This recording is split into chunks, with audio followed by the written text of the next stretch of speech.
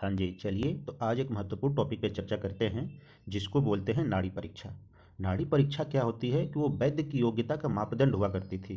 क्योंकि रोगी जब डॉक्टर या फिर वैद्य के सम्मुख जब आता था तो वैद्य बिना उससे प्रश्न किए उसकी नाड़ी परीक्षा करता था और रोगी का जिस व्याधि के लिए रोगी आया है उसको वैद्य बताता था कि आपको एक कष्ट है। यानी कि नाड़ी परीक्षा इतनी गहन विद्या थी कि जिसके अनुभवजन्य से व्याधि का हम आकलन कर लिया करते थे। तो ये जो नाड़ी परीक्षा है कैसे करते हैं, उसके क्या प्रोसीजर होते हैं, कौन से तरीके अपनाए जाएं कि एक व्याधि को भी हम आकलन कर सकें और इसमें अनुभव की कितना ज़रूरत पड़ती है, इन सारी चीज़ों पे हम चर्चा करेंगे। तो चलिए स्टार्ट करते हैं। सबसे पहले यदि हम बात किया जाए तो जो नाड़ी परीक्षा है ये क्या होती है कि फैंटेसी ऑफ आयुर्वेदिक फिजिशियन, ये जो एक प्रकार की जो परिकल्पना है नाड़ी परीक्षा की, ठीक है, या फिर जो ज्ञान है नाड़ी परीक्षा का, एक मुख्यतः आयुर्वेदिक जो फिजिशियंस होते हैं यानी आयुर्वेदिक प्रैक्टिशनर्स होते हैं उन्हीं के अंतर्गत ये डेवलप की गई और वही लोग इसको लेके आगे बढ़ रहे हैं। लेकिन समय के साथ क्या होता है कि कोई ना कोई चीज़ छीड़ होती है, तो वैसे ही अपन lost the precious information and technology in this time, यानी कि नाड़ी परीक्षा के जो भी प्रीशियस इन्फॉर्मेशन है वो धीरे धीरे समय के साथ हम लॉस्ट कर रहे हैं। लेकिन हमें क्या करना है कि हम यदि आयुर्वेदिक वैद्य हैं या आयुर्वेदिक डॉक्टर्स हैं तो हमें relocate and retrieve the wisdom of the नाड़ी विज्ञान। हमें नाड़ी विज्ञान जो है हमारी, इसको हमें दोबारा से रीलोकेट और रिट्रीव करना पड़ेगा नाड़ी विज्ञान को। तब जाके ये जो नाड़ी विज्ञान है इसकी जो ज्ञान है काफ़ी गहन है, लेकिन इसकी जो प्रैक्टिस है वो बहुत से अनुभवजन्य की चीज़ें होती हैं। तो इसमें हमें अपनी आप को निखारना होगा ताकि हम नाड़ी परीक्षा के द्वारा ही संपूर्ण व्याधि का परीक्षा कर सकें। तो ये हमारी रही। अब आगे चर्चा करते हैं नाड़ी परीक्षा के महत्व में। तो नाड़ी परीक्षा के महत्व में आपको बताएं कि हमें जो योग रत्नाकर जी हैं उन्होंने क्या बताया है कि यथा वीणा गता तंत्री शर्वान रोगान प्रभाषते, ये तथा हस्तगता नाड़ी सर्वान रोगान प्रकाशते। यानी कहने का इसका तात्पर्य यह है कि जैसे वीणा होती है, वीणा में क्या होती है कि तंतुएं लगी होती हैं यानी धागे लगे होते हैं जिनकी एक टाइटनेस या फिर इनकी उनके द्वारा जो उत्पन्न जो ध्वनि होती है उससे राग बनते हैं। यानी सरल भाषा में जो वीणा होती है, वीणा के अंतर जो तंतु लगे होते हैं उनसे क्या होता है, एक तंतु एक इंडिविजुअल राग को, दूसरी जो तंतु होती है वो इंडिविजुअल राग को उत्पन्न करती है। तो कहने का मतलब है कि वीणागत तंत्री शर्वान रागान प्रभाषिते, यानी कि सभी प्रकार के राग को वो क्या करती है, उजागर करती है। वैसे ही मनुष्य के अंतर्गत हस्तगता नाड़ी सर्वान, यानी हस्तगता यानी हाथ के अंतर्गत जो नाड़ियां हैं वो क्या करती हैं, सर्वान रोगान प्रकाशते, यानी कि मनुष्य के अंतर्गत जितने भी रोग हैं वो संपूर्ण रोग नाड़ियों के द्वारा ही व्यक्त किया जा सकता है। तो कितनी अच्छी बात बताई है इन्होंने कि नाड़ी का जो एग्जामिनेशन करेंगे तो उससे हमें कितना ब्रॉड स्पेक्ट्रम होगा। तो वीणा का और हस्तगत नाड़ी का एक सामंजस्य बैठा के योग रत्नाकर जी ने बताया है। अब रही बात कि नाड़ी परीक्षा आयुर्वेद में हम पढ़ते कहाँ पे हैं। तो नाड़ी परीक्षा जो है, जब आपको पता है एक हम रोग की परीक्षा करते हैं, एक रोगी की परीक्षा करते हैं। जब रोग की हम परीक्षा कर रहे होते हैं तो उस समय क्या होता है कि निदान पंचक के द्वारा हम रोग की परीक्षा कर लेते हैं। लेकिन जब रोगी की हम परीक्षा की चर्चा करते हैं कि जो पेशेंट है उसकी परीक्षा कैसे करी जाती है, तो इसमें हमारे संहिताओं में बहुत सारे कॉन्सेप्ट दिए हुए सिद्धांत हैं। त्रिविध परीक्षा, दर्शन स्पर्शन प्रश्न परीक्षा राम रोगिणा, ठीक है। फिर इसके बाद आता है आपका षड्विध परीक्षा, अष्टविध परीक्षा या अष्ट स्थान परीक्षा, दसविध परीक्षा। तो ये जो अष्टविध जो परीक्षा जो आपको दिख रही है ये अपनी योग रत्नाकर जी ने दिया हुआ है कि योग क्रांत शरीरस्य स्थान अष्टयो निरक्षियेत नाड़ी मलमूत्र जिह्वा शब्द स्पर्श दृक्काकृति। यानी कहने का मतलब है कि ये जो पूरे के पूरे जो कोटेशन है ये इसको अष्टविध परीक्षा बोलते हैं। रोगी का अष्टविध परीक्षा के अंतर्गत आता है, योग रत्नाकर जी के द्वारा दिया हुआ है। और इसमें उन्होंने क्या वर्णन किया, सबसे पहले नाड़ी परीक्षा का ही महत्व बताया है। यानी कि किसी भी रोगी या पेशेंट के आकलन करने के लिए हमें सबसे पहले नाड़ी की परीक्षा करनी पड़ेगी। बाकी अदर चीज़ें हैं, मल की, जिह्वा की, मूत्र की, शब्द स्पर्श, उसकी आकृति की, दृष्टि की, इन सबकी परीक्षा करेंगे फर्दर। लेकिन सबसे पहले जो व्याख्या आया वो नाड़ी का आया। तो अब रही बात, हम नाड़ी परीक्षा करेंगे तो नाड़ी परीक्षा को अपन सामंजस्य स्थापित करते हैं कि जो ओपीडी में पेशेंट आता है तो उसमें अपन जनरली क्या करते हैं, त्रिक जो सिद्धांत है उसका प्रयोग करते हैं, दर्शन स्पर्शन परीक्षे, ठीक है। दर्शन स्पर्शन प्रश्ने च परीक्षेत रोगिणा, अपन जनरली इसका प्रयोग करते हैं। तो हमारी जो नाड़ी परीक्षा है इसको हम सामंजस्य स्थापित करते हैं इनके द्वारा कि हम किस में से परीक्षा करते हैं। तो देखो, दर्शन से तो हम नाड़ी का आकलन नहीं कर सकते क्योंकि केवल मात्र देखने से हमें नाड़ी का आकलन तो होगा नहीं, और प्रश्न पूछ के भी हम नाड़ी का आकलन नहीं कर सकते। यानी कि मिला क्या हमें, तो हमें मिला स्पर्शन, यानी कि हम स्पर्शन के द्वारा ही नाड़ी परीक्षा का आकलन करेंगे। और जब हम नाड़ी किसी का अपने हाथों से लगाते हैं, ठीक है, यानी कर अंगुष्ठ मूले यदि परीक्षा परीक्षा करते हैं तो वहाँ पे हमें क्या देखना होता है नाड़ी के अंदर, तो नाड़ी के अंदर गति, यति, ताल, तनाव और वेग, क्या चीज़ हम ऑब्जर्व करते हैं। यदि हम पेशेंट की नाड़ी के ऊपर अपना हाथ रखे हुए हैं तो हमें क्या आकलन करनी है, हमें आकलन ये करना है कि गति, यति, ताल, तनाव और वेग, यानी कि उस नाड़ी के अंतर्गत उसकी गति क्या है, उसकी यति क्या है, यति यानी वॉल्यूम, ठीक है, तो उसमें ताल क्या है यानी रिदम कितना है, टेंशन कितना प्रोड्यूस कर रही है वो अपने वॉल पे, और उसका वेग क्या है। तो इसी का आकलन करना होता है, और यही आकलन हम आगे पढ़ेंगे कि इस आकलन से हम कैसे व्याधि तक पहुंचेंगे, ठीक है, या व्याधि या फिर एक प्रभेद, यानी कि जो वातज दोष है, वातज दोष में उसकी अपान वायु विगुणित है कि समान वायु विगुणित है। हम मुख्यतः इन्हीं 5 जो भाव बताए गए हैं, गति, यति, ताल, तनाव और वेग, इन्हीं का आकलन करते हैं बाहरी रूप से, ठीक है, यानी कि स्पर्शन के द्वारा इनका आकलन करते हैं, और अपनी अनुभव और जो वेद हमारे शास्त्रों में जो चीज़ें वर्णित है उसके आधार पे, यानी कि जो मौलिक ज्ञान शास्त्रों में है उसके आधार पे हम आकलन कर लेते हैं कि कौन सा दोष का कौन सा प्रभाग, यानी कि कोई भी एक दोष है, उस दोष का कौन सा अंश दूषित है, यहाँ तक हम आकलन कर सकते हैं, और कौन सा कोष या कौन सा आशय प्रभावित है इसका भी आकलन कर सकते हैं। तो चलिए, यहाँ तक हमने सीखा कि गति, यति, ताल, तनाव हम पेशेंट में ऑब्जर्व करते हैं। अब रही बात कि जब हम नाड़ी देखते हैं तो मरीज में हम कितनी चीज़ों का आकलन कर सकते हैं, यानी कि हमारी अंडरस्टैंडिंग क्या रहेगी जब एग्जामिन द पेशेंट करते हैं, तो उसमें हम 3 चीज़ों पे मुख्यतः हमारी ध्यान रहता है। एक तो रोगी की परीक्षा, ठीक है, रोगी की प्रकृति आकलन कर लेते हैं, ठीक। एक होता है व्याधि की प्रकृति आकलन कर लेते हैं, और तीसरा सबसे लास्ट आता है वो दोष की प्रकृति का आकलन कर लिया जाता है।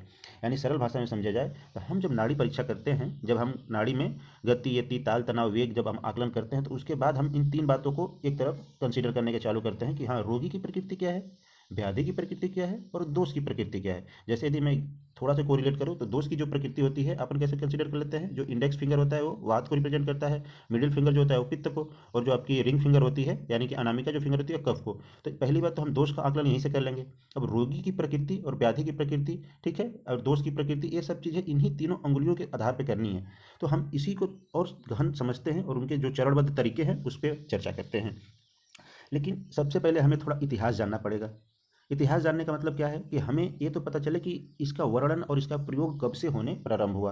तो हमारा जो आयुर्वेद है, आयुर्वेद में हम जब इतिहास की चर्चा करते हैं किसी भी एस्पेक्ट में, तो हमें जनरली बृहत्तरई के अंतर्गत और लघुत्तरई के अंतर्गत की चर्चा करनी पड़ती है। बृहत्तरई मतलब कि जो मूल संहिताएं हैं, जैसे चरक संहिता, शुश्रूष संहिता, वाग्भट के अंतर्गत ये सिद्धांत के रूप में है क्या, यदि उसके अंतर्गत है तो हम बोलेंगे कि बृहत्तरई के अंतर्गत मिलता है। लघुत्तरई शारंगधर, भाव प्रकाश, योग रत्नाकर, ये जो है आचार्य जो बाद के उत्तरोत्तर जो आचार्य हैं, जो 15वीं 16वीं 17वीं शताब्दी के अंतर्गत आए, ठीक है, उनके संहिताओं में मिलती है क्या व्याख्या, तो उसको हम बोलेंगे लघुत्तरई के अंतर्गत भाई व्याख्या है। अपन चर्चा करते हैं, चलिए टू द पॉइंट आते हैं। तो बृहत्तरई क्या है, तो बृहत्तरई के अंतर्गत नाड़ी परीक्षा में ये सब है क्या, तो ऐसा ऑथेंटिकली नाड़ी परीक्षा का वर्णन बृहत्तरई में नहीं मिलता। हाँ, लेकिन नाड़ी परीक्षा करते समय जो हमें ऑब्जर्वेशन करना होता है वो सारी चीज़ों का वर्णन है, यानी अस्पंदन, प्रस्पंदन, अस्पंदन, इन सब चीज़ों का है, लेकिन एक यूटिलाइज करके सीधे नाड़ी के ऊपर लाके इन्होंने ऐसी कोई व्याख्या नहीं करी है, बृहत्तरई में तो नहीं मिलता, यानी कि बाद के आचार्यों ने दिया होगा। तो अब बात करते हैं लघुत्तरई के ऊपर, ठीक है। तो लघुत्तरई आपको समझ में आया कि इसके अंतर्गत कौन से आचार्य लोग आएंगे। तो सबसे पहले जो आचार्य थे वो शारंगधर थे। तो शारंगधर जो है 13th सेंचुरी यानी 13 AD के थे, ठीक है। लेकिन इनके अंतर्गत क्या सबसे जो first time mentioned 15 type of नाड़ीज, यानी कि इन्होंने पहली दफ़ा नाड़ी की व्याख्या करी, ठीक है, और वो भी कितने 15 प्रकार की नाड़ियों का, ठीक है। और इन नाड़ियों के बिहाफ पे उन्होंने क्या आकलन किया, तो नाड़ियों से शरीर का physiology, psychology, pathology and state of body, इन सब चीज़ों को उन्होंने आकलन करने हमें बताया। केवल नाड़ियों के बिहाफ पे हम इन इन चीज़ों का आकलन कर सकते हैं, बाकायदे उन्होंने अपने शास्त्र में इसका वर्णन किया। लेकिन अब हमें समझने के लिए उन्होंने क्या किस चीज़ से कोरिलेट करके हमें समझाया, उन्होंने समझाया कि जो नाड़ियाँ होती हैं उनकी गति, जो हमने गति, यति, ताल, तनाव, वेग, उस शब्द को फील करने के लिए, उसको हम अच्छे से समझ सके, इसके लिए उन्होंने हमें कोरिलेट विद द कुछ एग्जाम्पल्स दिए, जैसे बर्ड्स, रेप्टाइल, एम्फीबियंस, इनसे कोरिलेट करके। यानी जैसे हम पढ़ते हैं कि वातज जो नाड़ियाँ होती हैं उनकी जो गति होती है स्नेक से लेकर अर्थवर्म जैसी मिलती है, ठीक है, यानी कि स्नेक क्या हो गया, रेप्टाइल्स हो गया, ठीक। यदि पित्तज जो नाड़ियाँ होती हैं वो हमें कैसे मिलती हैं, तो वो हमें फ्रॉग की तरह मिलती हैं, ठीक है, तो फ्रॉग की तरह हो गया, एम्फीबियंस हो गया। यानी कहने का मतलब ये है कि सारंगधर ने हमें सिखाया कि 15 प्रकार की नाड़ियों के बारे में उन्होंने अपने संहिता में सबसे प्रथम बार मेंशन किया, उनकी हमें फिजियोलॉजी, साइकोलॉजी, पैथोलॉजी समझाया, उसको हम समझ सकें इस पॉइंट ऑफ व्यू से उन्होंने कोरिलेट करके हमें एग्जाम्पल दिया कि जो वातज नाड़ियाँ होती हैं उनकी गति रेप्टाइल्स की, स्नेक की तरह मिलती है, ठीक है। जो पित्तज नाड़ियाँ होती हैं उनकी जो गति होती है, जैसे एम्फीबियंस फ्रॉग होता है वो जैसे जंपिंग करता है वैसी मिलती हैं। साथ में और उन्होंने और अच्छी 24 नोटेबल नाड़ियों, ठीक है, नोटेबल नाड़ी यानी कि 24 स्पेसिफिक नाड़ियों के बारे में उन्होंने हमें विस्तृत वर्णन किया। तो कहने का मतलब है कि हमने सबसे पहले शारंगधर में सीखी कि नाड़ी परीक्षा करते कैसे हैं। हालांकि नाड़ी परीक्षा करने के टेक्निक भी शारंगधर ने अपने पूर्व के प्रथम खंड के अंतर्गत दे रखा है। उन्होंने क्या एक श्लोक है इनका, शारंगधर का बहुत पॉपुलर श्लोक है जिसको बोलते हैं कर अंगुष्ठ मूले धमनी जीव साक्षरी तच्चेष्टा सुख दुख कायस्य पांडित्य। यानी कहने का मतलब है कि कैसे करते हैं, इस पे हम बाद में चर्चा करेंगे, लेकिन हम अभी इतिहास पढ़ रहे थे तो उसके अंतर्गत देख लेते हैं। पहले आचार्य शारंगधर हुए, इन्होंने हमें इतनी सारी चीज़ें बताई और एक उनकी स्पेसिफिक थी दूत नाड़ी के बारे में। ठीक, दूत नाड़ी यानी कि मैसेंजर, जैसे आपने सुना होगा दूतावास, दूसरे देश के जो लोग होते हैं यहाँ पे मतलब दूतावास पे विजिट करते हैं, ठीक है, अपना भी दूतावास होता है अदर कंट्रीज में, वैसे ही तो ये रहा दूत दूत नाड़ी के कॉन्सेप्ट इन्होंने दिया मैसेंजर पल्सेस के लिए, ये जो पॉपुलर इन आंध्रा यानी कि साउथ वाले एरिया की तरफ इसकी ज़्यादा पॉपुलरिटी है। तो पहली आचार्य हम सारंगधर की चर्चा करें। अब दूसरे आचार्य की बात करते हैं भाव प्रकाश। भाव प्रकाश 15वीं सेंचुरी में आए। तो इन्होंने क्या नाड़ी विज्ञान के अंदर क्या स्पेसिफिसिटी इन्होंने बताई, हमें सिखाई। तो उन्होंने बताया जेंडर बेस्ड नाड़ी, और दूसरा बताया three finger use of the three doshas. यानी कि देखो जो बेसिकली आज जो नाड़ी परीक्षा हम करते हैं उसमें क्या होता है कि अपन 3 अंगुल को यूज किया जाता है, ठीक है, 3 अंगुल जो होता है, और इन तीनों अंगुल का दोष के साथ सानिध्य होता है। इंडेक्स वाला वातज, मिडिल फिंगर पित्तज, और जो रिंग फिंगर होती है वो कफज के लिए। यानी जो three finger use for the three doshas, ये जो एस्पेक्ट यानी ये जो नॉलेज थी वो किसने हमें नाड़ी परीक्षा के अंतर्गत प्रदान करी, तो भाव प्रकाश जी ने अपने शास्त्र के अंतर्गत वर्णन किया। और एक बात आती है जेंडर बेस्ड नाड़ी परीक्षा। जेंडर बेस्ड नाड़ी परीक्षा करने का मतलब कि हम कौन सा पेशेंट का, यदि मेल पेशेंट है तो उसका कौन से हैंड में नाड़ी परीक्षा करेंगे, और फीमेल है तो कौन से हैंड में परीक्षा करेंगे, यदि वो नपुंसक है तो उसमें कौन सा हैंड में प्रयोग किया जाएगा। तो सामान्यतः क्या होता है कि जो पुरुष होते हैं उसमें राइट हैंड, स्त्री में लेफ्ट हैंड, यदि कोई नपुंसक है तो उसमें दोनों हाथ में परीक्षा करी जा सकती है। तो कहने का मतलब कि भाव प्रकाश जी ने हमें 15वीं शताब्दी में नाड़ी के अंतर्गत दो भी स्पेसिफिक बातें बताई कि आप जेंडर बेस्ड नाड़ी परीक्षा करिए, और अपनी जो 3 फिंगर है उस फिंगर की बिहाफ पे आप नाड़ी परीक्षा करिए। और इसके बाद अपन चर्चा करते हैं योग रत्नाकर जी की। योग रत्नाकर जी ने 16वीं शताब्दी में आपको बताया कि जो नाड़ी परीक्षा के साइट्स कहाँ कहाँ पे हैं, ठीक है, डिफरेंट साइट्स जो थे उसके ऊपर हमें चर्चा करके बताया कि जल्दी अपन चर्चा करेंगे। तो 8 स्पेसिफिक स्थान होते हैं, ठीक है, नाड़ी को परीक्षा करने के लिए कौन कौन से स्थान पे हम नाड़ी परीक्षा कर सकते हैं। एक तो हाथ आपको पता है, ठीक है, जहाँ पे रेडियल आर्टरी होती है वहाँ पे अपन जल्दी करते हैं, लेकिन उसके अलावा बॉडी में और कहाँ कहाँ पार्ट्स हैं जहाँ पे हम चर्चा कर सकते हैं। तो मुख्यतः इन्होंने 8 बताए, और 8 में से भी 3 को मेनली बताया। तो ये चीज़ें जो साइट की चर्चा करी गई वो योग रत्नाकर जी का दिया हुआ देन है। लेकिन अब अपन चर्चा करते हैं कि एक चीज़ आती है यहाँ पे पॉइंट, यदि हम देखें कि बसवा राज्यम, ये 17वीं शताब्दी के अंतर्गत की बातें हैं। 17वीं शताब्दी में क्या था कि जो बसवा राज्यम ये बुक है, ठीक है, ये साउथ इंडियन की पॉपुलर बुक है, रीजनल लैंग्वेज में तेलुगु या तमिल लैंग्वेज में है, ठीक है। तो उसके अंतर्गत भी इस नाड़ी परीक्षा का विस्तृत वर्णन था, ठीक है। और इसको लिखा किसने था, तो बसवा राजू इनके राइटर हुआ करते थे, उन्होंने इस बुक को लिखा था। उनके अंदर भी नाड़ी परीक्षा का काफ़ी अच्छा से विस्तृत व्याख्या की गई थी। अब हमने चर्चा की थी कि योग रत्नाकर के अंतर्गत, ठीक है, उन्होंने क्या हमें चीज़ बताया था। योग रत्नाकर जी ने हमें बताया था कि हम नाड़ी परीक्षा कर रहे हैं तो उसमें स्थान का महत्व हमें बताया था।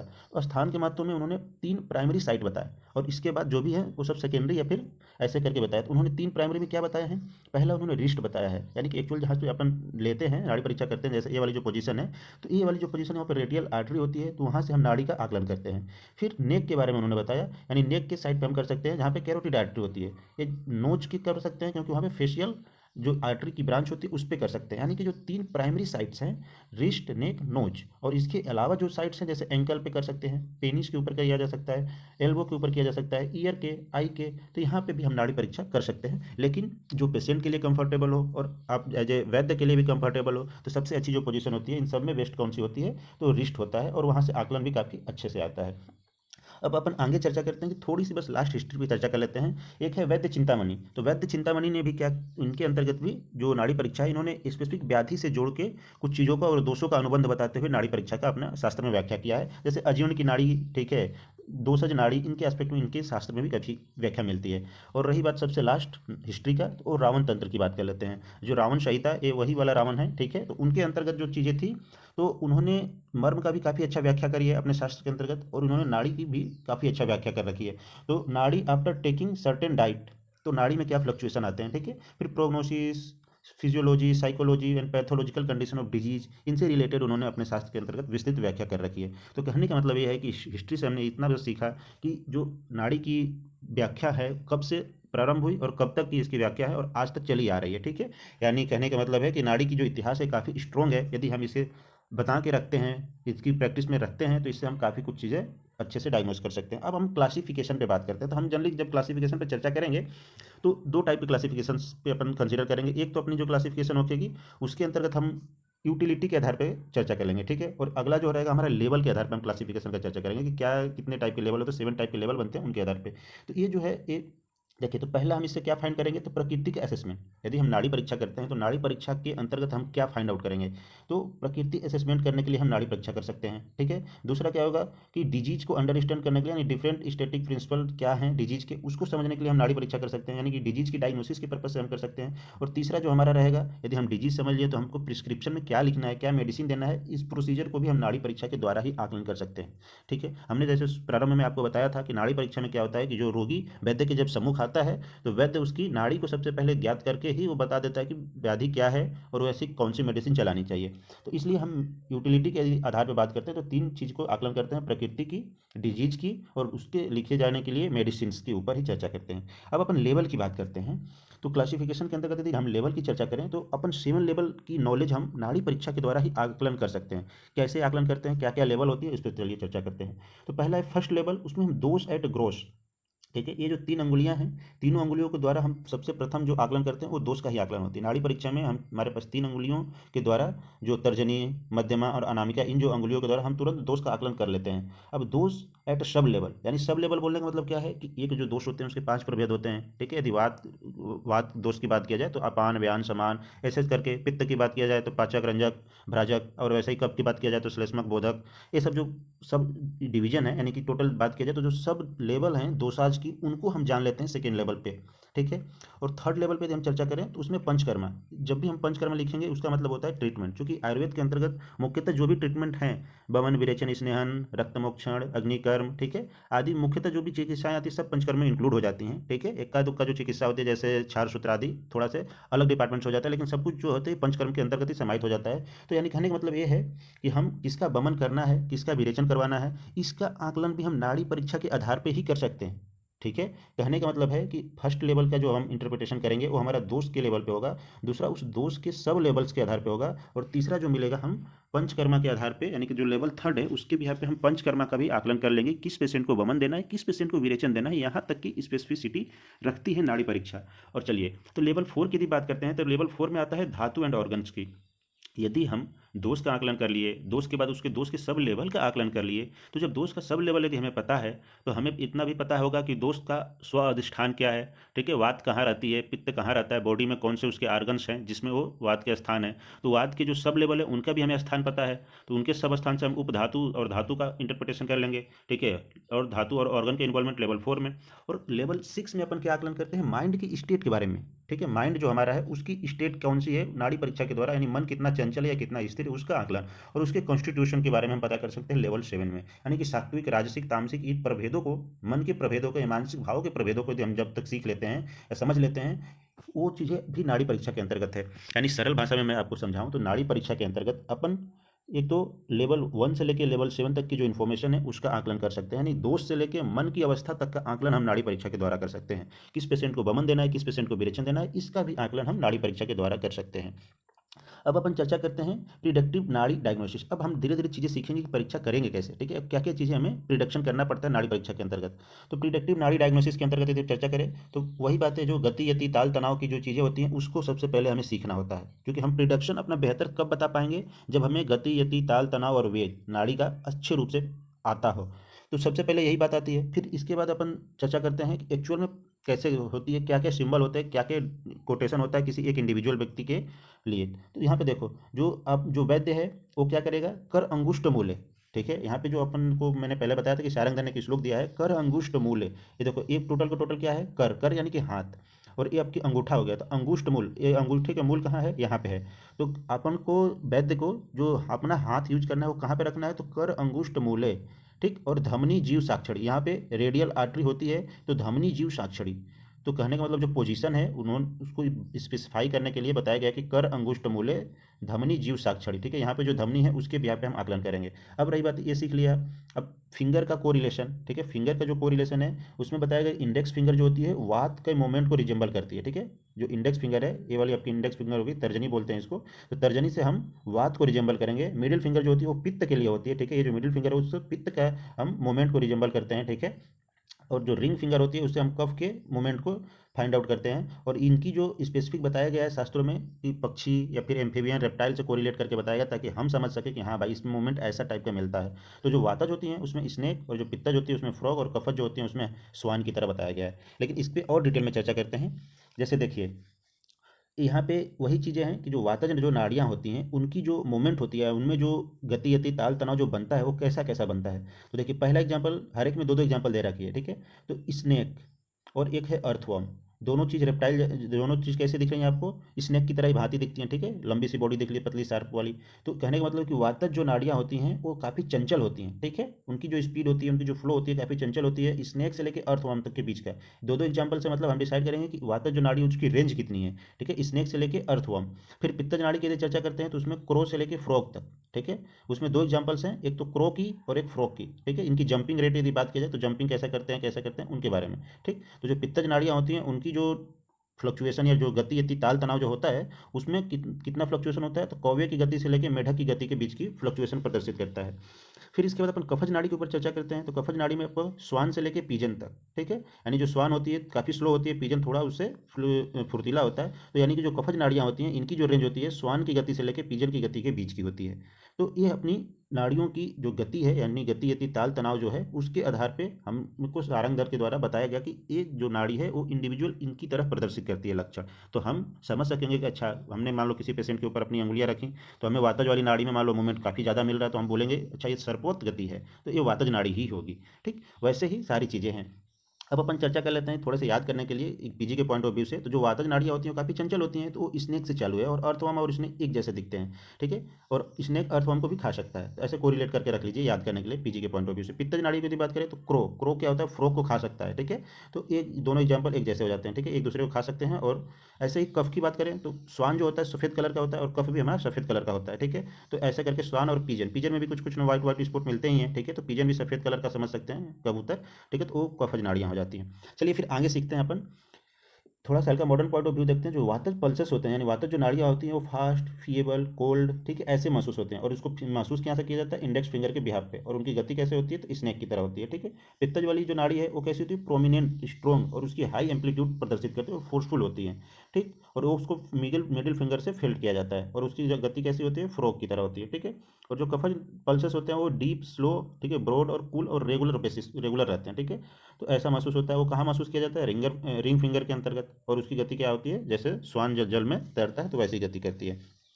अब अपन ऑथेंटिक चीज़ प्रोसीजर पे उतरते हैं, ठीक है। प्रोसीजर, तो प्रोसीजर कैसे किया जाता है, तो देखो, पेशेंट और डॉक्टर दोनों को पहले तो कंफर्ट मोड में बैठना होता है, ठीक है। तो seat comfortably both patient and doctor दोनों को अच्छे से बैठो, ठीक। इसके बाद क्या करना है, मलमूत्र त्याग करके पेशेंट को बैठाना रहता है, ठीक है। नाड़ी परीक्षा के लिए अपन जो वेग है वो कोई भी वेग धारण नहीं होना चाहिए, पेशेंट को दौड़ के धूप के ऐसे ज़्यादा गति उति करके नहीं आना चाहिए, ठीक है। तो पहले तो seat comfortable, doctor and patient both. फिर इसके बाद क्या करते हैं, अब first place your hand, right hand या लेफ्ट हैंड, यानी कि हमने सीखा है कि कौन मेल पेशेंट है तो उसमें राइट हैंड, फीमेल पेशेंट है तो उसका लेफ्ट हैंड, और यदि नपुंसक है तो उसका दोनों हैंड में चल सकता है। तो हमें जीव साक्षिणी जो है, जीव साक्षिणी के लिए हमें कोई ना कोई एक पोजीशन या साइड डिसाइड करना पड़ेगा। तो जनरली हाथ लेते हैं अपन, तो हाथ में कौन से हैंड को रखना है उसकी चर्चा कर लिए। इसके बाद अपन रिकॉर्ड द रीडिंग, रीडिंग बोलने का मतलब कि हम ऑब्जर्व वही करेंगे, गति यति ताल तनाव और वेग, उस नाड़ी के अंदर ये गति यति ताल तनाव वेग कैसा है इसको ऑब्जर्व किया जाएगा, ठीक।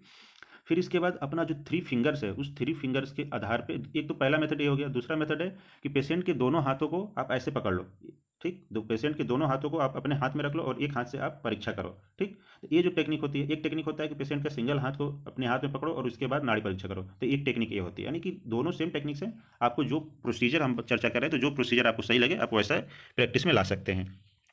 अब अपन चर्चा करते हैं पंचकर्म रिफ्लेक्शन। यानी पंचकर्म रिफ्लेक्शन बोलने का मतलब है कि हम ट्रीटमेंट के पॉइंट ऑफ व्यू से चर्चा कर रहे हैं। तो अपने शरीर में क्या होता है कि जो दोष होते हैं ये ऊर्ध्व और अधः दोष होते हैं। चूंकि हमने बमन और विरेचन करानी रहती है, तो हमें जब बमन विरेचन करानी है तो हमें पहले सबसे पहले यही आकलन करना पड़ता है कि दोष ऊर्ध्व है या अधः वाले दोष प्रोमिनेंट है। यदि हमें ये आकलन है कि हमारा जैसे ऊर्ध्व दोष का यदि निराहरण करना है हमें, तो हमें बमन करवाना पड़ेगा। तो हम किस कंडीशन में बमन करवाते हैं, जब हमें पता चलता है कि पेशेंट में कफ क्या है, वो बहुदोष अवस्था में है और पेशेंट के अंदर हरलास उल्लास की लक्षण मिल रही है, ठीक है। और पित्तज, वो जो पित्त है वो अल्प दोष के रूप में है और अम्ल उद्गार की टेंडेंसी पेशेंट में है। यदि पेशेंट आया मेरे पास और उसने अपनी ऐसी सिम्टम्स बताई, ठीक है, हरलास है, अम्ल उद्गार है, तो हमने आकलन किया कि अच्छा कफ तो बहुदोष में है और पित्त अल्प दोष में है, तो इस पेशेंट को हम क्या करवाएंगे, बमन के लिए प्रिस्क्राइब करेंगे, ठीक। और वैसे ही अधो दोष का निर्धारण करने का बात आती है तो विरेचन आता है। यदि पेशेंट बोलता है कि पित्त यानी कि उसको गुदा में दाह या फिर जलन जैसी चीज़ें हैं, तो यदि हम उससे आकलन कर लेंगे पित्त बहुदोष में है। और वात की कंडीशन में क्या है कि वो बोलेगा कि वायु का संचार है, तो यानी कि वात अपना अल्प के रूप में मिल रही है। तो यदि पेशेंट के कंप्लेंट्स ऐसे हैं, हमने ऐसे फाइंडिंग की है, तो उसको हम विरेचन के लिए प्रिस्क्राइब करेंगे। लेकिन अब हम जो ट्रीटमेंट के पॉइंट ऑफ व्यू से चर्चा कर रहे हैं, अब इसको हम नाड़ी के आकलन से ही कैसे डिसाइड कर लेंगे कि हाँ, नाड़ी के आकलन से हम बता दें कि इस पेशेंट को बमन कराना है या विरेचन कराना है। अब इस पर चर्चा करते हैं, ठीक है। थोड़ी सी कॉम्प्लेक्सिटी बढ़ती जा रही है नाड़ी परीक्षा की, तो समझने की कोशिश करिएगा आप लोग। तो पहली बात क्या है कि हमने इतना सीख के आया है कि हमारी जो एक फिंगर होता है, जैसे इंडेक्स फिंगर है वो वात का आकलन करता है, मिडिल फिंगर जो होती है वो हमारी पित्त का, और जो रिंग फिंगर होती है वो कफ का। अब हम स्पेसिफिसिटी पे उतर रहे हैं, तो हमारी जो क्या होता है कि जो इंडेक्स फिंगर है उसको दो भाग में डिवाइड करो, क्योंकि हमें अधो और ऊर्ध्व, हमारे जो दोष होते हैं, हम कब बमन कराएंगे कब विरेचन कराएंगे, हमें अधो और ऊर्ध्व दोषों का आकलन करना पड़ेगा, ठीक है। तो उसके लिए हमारी जो फिंगर्स है उसको सबको मिडिल से दो भाग में डिवाइड करो। तो इधर से मान लो ये इंडेक्स फिंगर है, तो ये उसका ऊर्ध्व वाला भाग हो गया और ये अधो वाली भाग हो गया। वैसे ही मिडिल फिंगर में ये ऊर्ध्व वाले भाग हो गया, ये अधो वाली भाग होगा। वैसे ही रिंग फिंगर में ये ऊर्ध्व वाली भाग हो गया, ये अधो वाली भाग हो गया।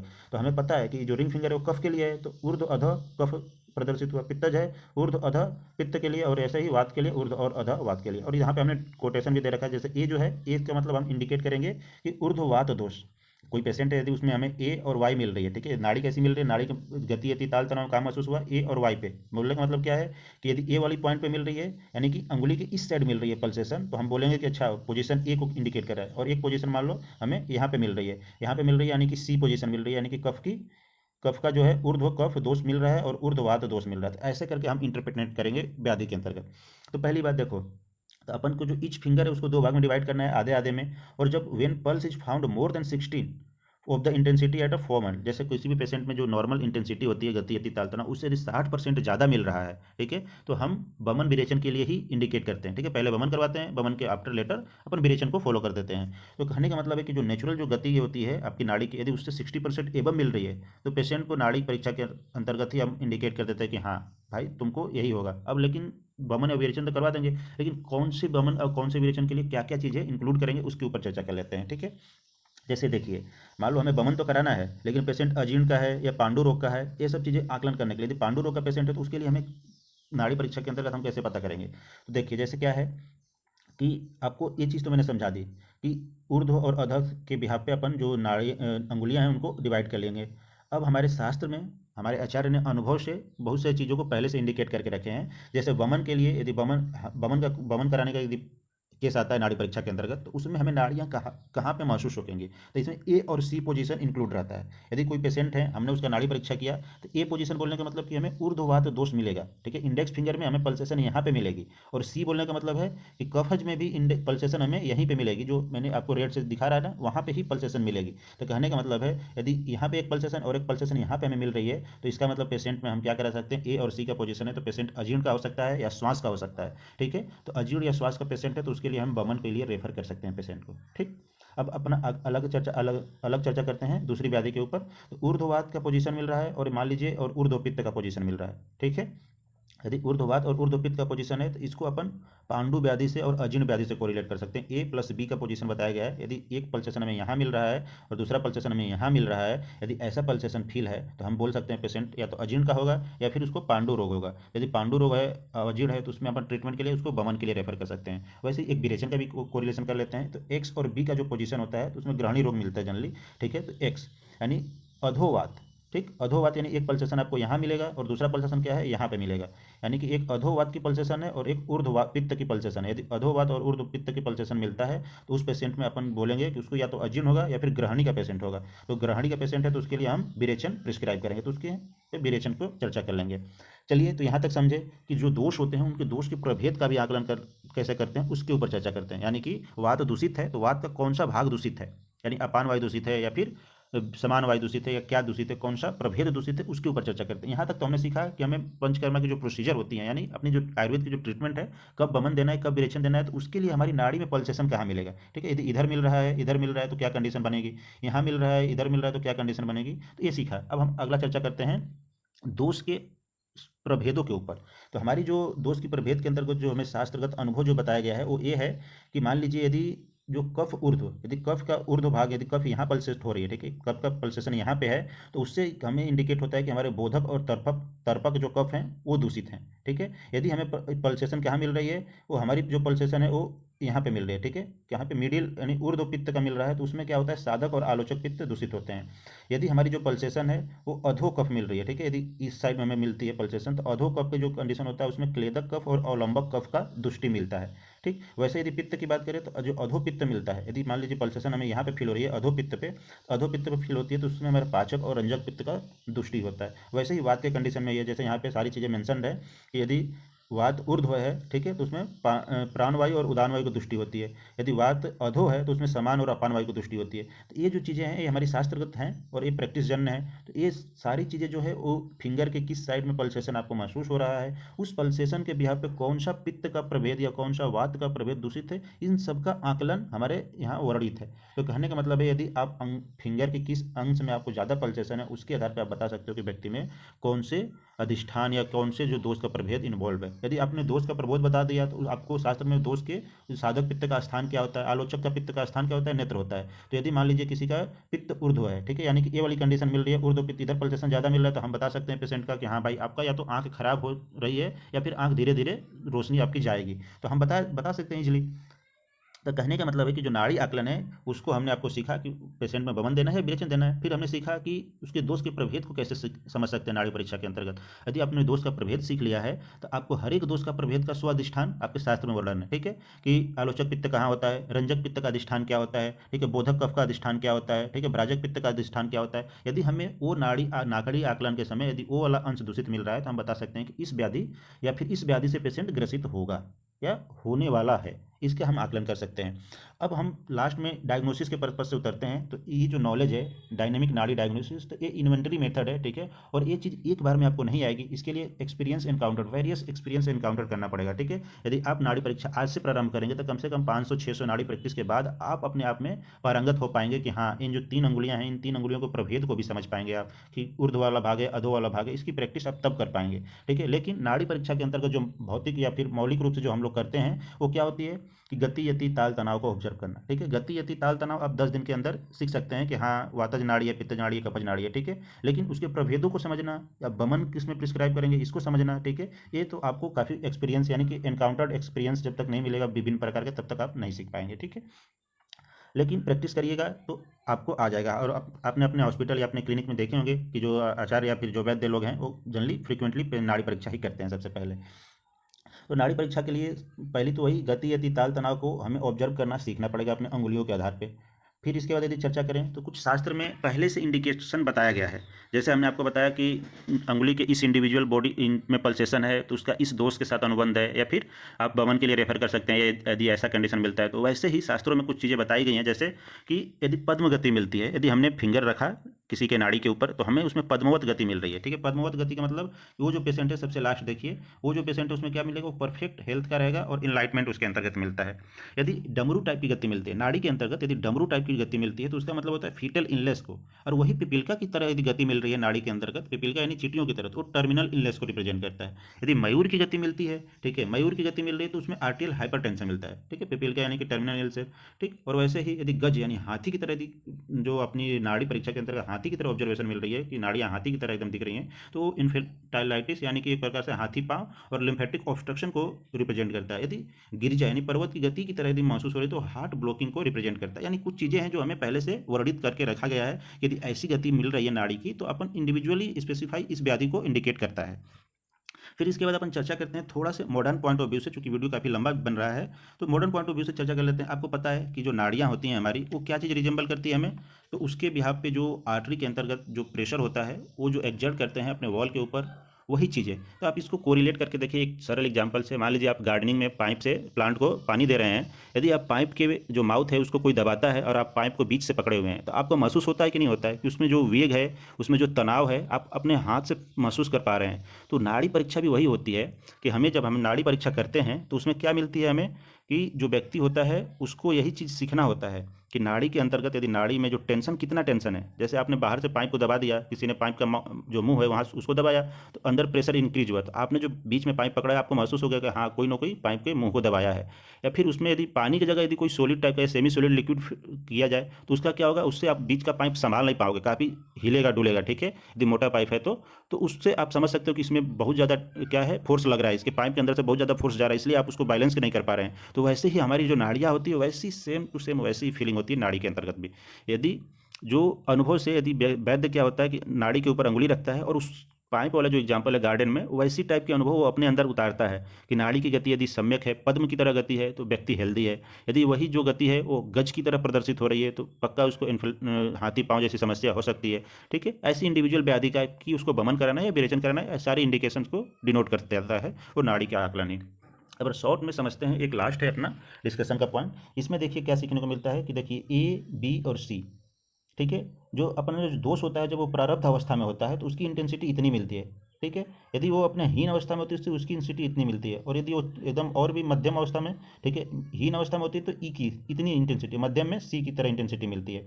तो कहने का मतलब यह है कि जब हम अंगुलियां रखते हैं किसी भी पेशेंट के ऊपर तो अपन 3 अंगुलियां रखते हैं, ठीक है, तो तीनों की अंगुलियों के अंतर्गत हो सकता है दोष प्रारब्ध हो, हीन हो या मध्यम हो, पहले तो हमें ये आकलन करना होता है। तो ये जो इंडिकेशन बताया गया है कि यदि दोष प्रारब्ध अवस्था में होगी तो दोष में जो इंटेंसिटी होगी वो इतनी मिलेगी, यदि वो मध्यम अवस्था की होगी तो इंटेंसिटी इतनी मिलेगी, यदि वो हीन अवस्था की नाड़ी के अंतर्गत जो दोष है तो वो इतनी इंटेंसिटी मिलेगी। तो पहले आपको इंटेंसिटी का रेंज समझना पड़ेगा।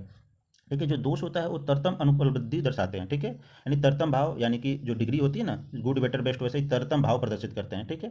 तो नाड़ियाँ के अंतर्गत जो दोष होते हैं वो तरतम भाव से अपनी इंटेंसिटी को रिप्रेजेंट करते हैं और उसी इंटेंसिटी को हमें अपने उंगली के अंदर महसूस करना होता है, ठीक है। मान लिया यहाँ पे आपने अपना इंडेक्स फिंगर रखा तो इसकी जो इंटेंसिटी है इतनी प्रदर्शित होगी, यहाँ पे आपने मिडिल फिंगर रखा तो ऐसा महसूस होगा, और यहाँ पे रिंग फिंगर है तो ऐसा महसूस होगा, ठीक है।